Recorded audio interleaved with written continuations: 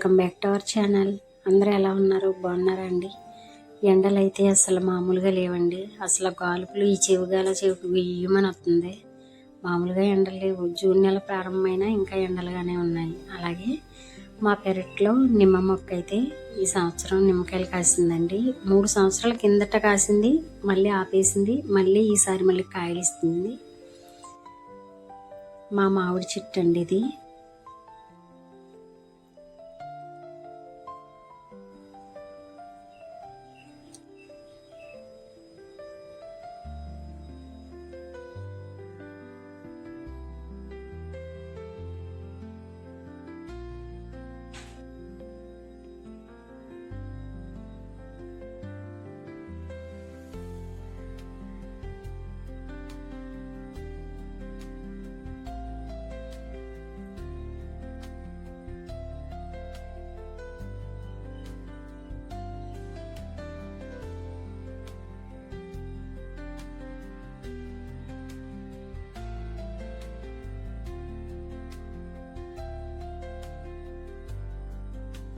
అలాగే ఈరోజు భోజనంలోకి కర్రీ అయితే పప్పు దోసకాయ అయితే వండుతున్నానండి.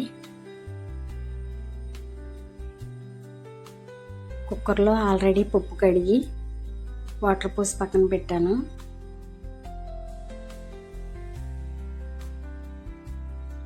పొద్దుటికి సాయంత్రానికి కూడా వండేస్తున్నానండి. గ్యాస్ కాడ ఎక్కువసేపు ఉండలేకపోతున్నాను ఎండలకే. నేనే కాదు, ప్రతి ఒక్క లేడీస్ అదే ఇబ్బంది, ప్రాబ్లం పాపం. ఎండలు అయితే మామూలుగా లేవు. అందుకని వేసవకాలం ప్రారంభమైన కాడి నుంచి కూడా నేను కర్రీ అనేది పొద్దుటికి సాయంత్రానికి వండేస్తున్నానండి. అందులోది మాకు చిన్న వంటగది. ఆ వంటగదిలోనూ చాలా వేడొచ్చేస్తుంది, ఆవిరి, అసలు గాలి ఆడట్లేదు. అందుకని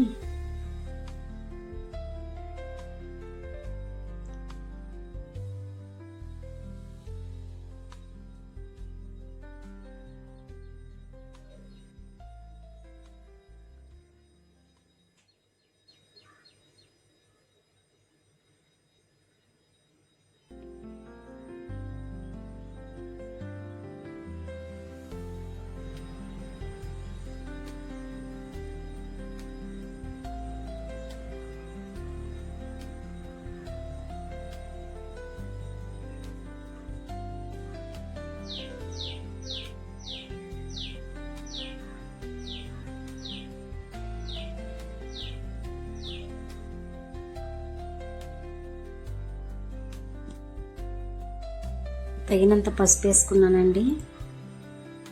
అంటే కుక్కర్ అన్నీ కలిపేసి పెట్టేసామంటే అదే ఉడుకుతుంది కదా. తగినంత కారం వేసుకున్నాను. కొంచెం కళ్ళుప్పు వేసుకున్నానండి.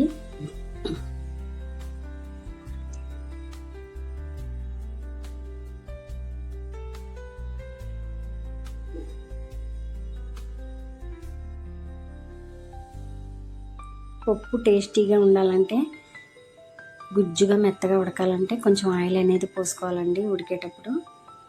ఉడికేటప్పుడు కాదు, మనం అన్నీ కలగొచ్చి పెట్టేస్తాం కాబట్టి కుక్కర్లో పొయ్యి మీద పెట్టేటప్పుడు ఇలా వేసుకోవాలి. నేనైతే ఇలా వండుతానండి.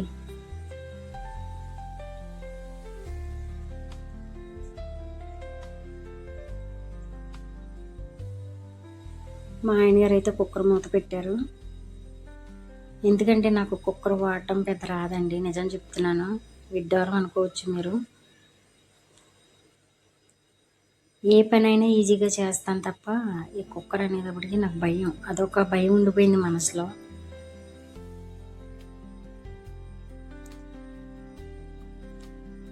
పప్పు అయితే మెత్తగా గుజ్జుగా ఉడికిపోయిందండి.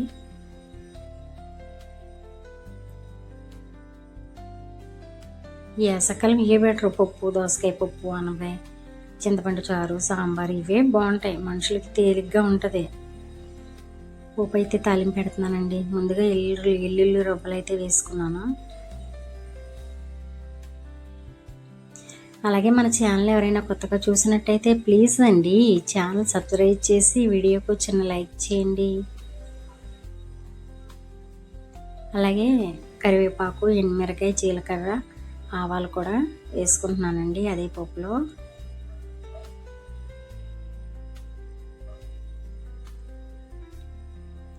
నాకైతే ఈ పోపు పెట్టేది నాకు చాలా చాలా చాలా బాగా నచ్చింది, నిజంగా బాగా నచ్చింది.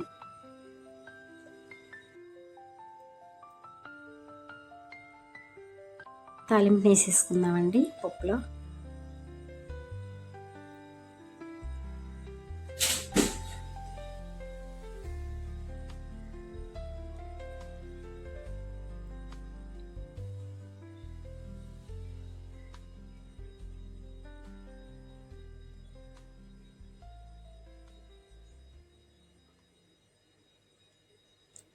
టేస్టీగా కమ్మగా ఉండి పప్పు దోసకాయ రెడీ అయిపోయిందండి. మా ఆయన గారిని మామిడికాయలు తీసుకురమ్మన్నానండి. నాకు మామిడికాయలు అంటే చెప్పలేనంత ఇష్టం. మామిడికాయ పిచ్చోళ్ళు ఎవరైనా ఉన్నారంటే మా ఇంట్లో నేనే అండి. నాకు మామిడికాయ అంటే చాలా ఇష్టం. మా ఆయన గారిని మామిడికాయలు తీసుకురండి అని అంటే మా అమ్మ తీసుకొచ్చారు. కానీ నాకైతే నచ్చలేదు, చాలా పుల్లగా ఉన్నాయండి బాబు, అస్సలు బాగా నాకు నచ్చలే.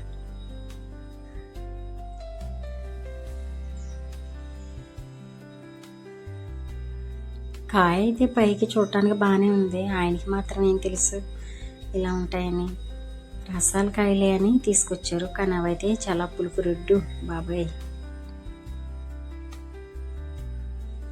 అలాగే కొంచెం వేట మాంసం ఉందండి ఇంట్లో, ఒక 1/2 కేజీకి. అదైతే పప్పు దోసకాయ అంటాను కదా, ఈ ఏట మాంసం అయితే సన్నంగా కైమా ముక్కల కింద కొయ్యమన్నాను మా ఆయన్ని. ఆయన అయితే కోసిచ్చారు, నేనైతే ఇక్కడ ఇలా వండాను. దగ్గరికి ఎగరబెట్టానండి, చక్కగా గుజ్జుగా దగ్గరికి పప్పులో నంచుకోవడానికి అనమాట. చిన్న చిన్న పీసెస్ కింద కట్ చేసి ఇలా దగ్గరికి ఎగరబెట్టానండి.